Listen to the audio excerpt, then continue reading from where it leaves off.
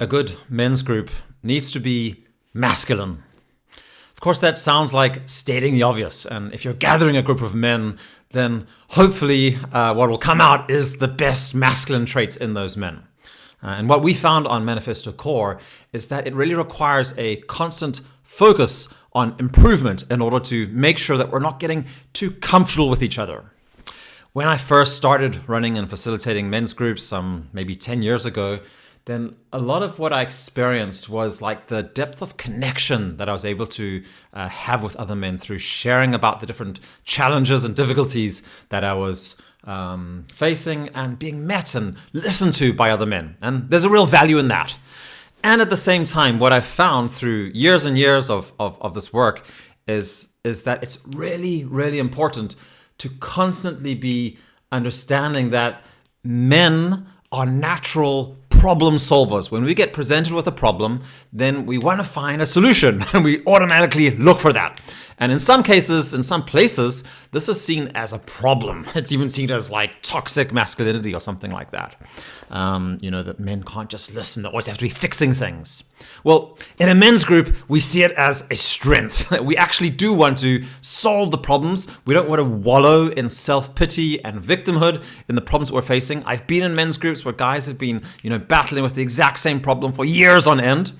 And nothing can be more draining, actually, than seeing a man who's actually not willing to take action to deal with the problems that he's talking about in the group. So, there's a saying, as iron sharpens iron, so one man sharpens his friend. And this is something that I think we constantly need to practice and engage with in improving on Manifesto Core especially. And so on this week on our leadership meeting, then we spoke about this in the context of we have a quarterly purpose exercise where we are working to sharpen our personal purpose, what it is that we're working on in our life. And we spoke a little bit about that, about how to do that, and some of the different ways of doing it. And it's really important to create that structure that's helping us to be able to challenge a man in a way that's supporting him, building him up, and not kind of allowing him to just explain away or rationalize or something like that. So I'll share that with you today. Hope you enjoyed. And that was it from our leadership conversations for this week. Yeah, I'm pretty happy with the meeting. I think it's a good practice. But I still feel there would be more value if the people that are receiving the reflection are not as talking as much as they did. So there will be more reflections.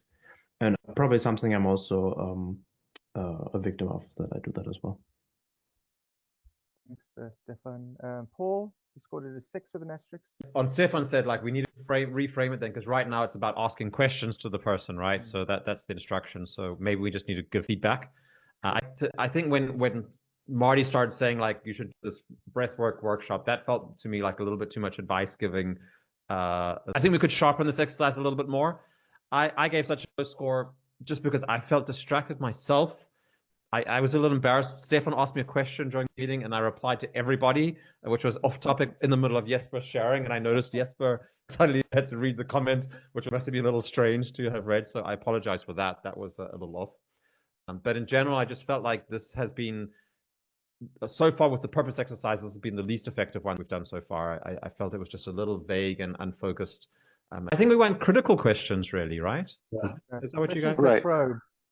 Yeah, probing. What I noticed this time was that, except for Paul, nobody actually stated their purpose really succinctly, which is a big part of I see this exercise work, is bringing visibility to that, not just to refresh it to our minds, but so that everything that comes out of your mouth afterwards as a challenge can be connected to that. I think that tightens up the questioning to have both presented.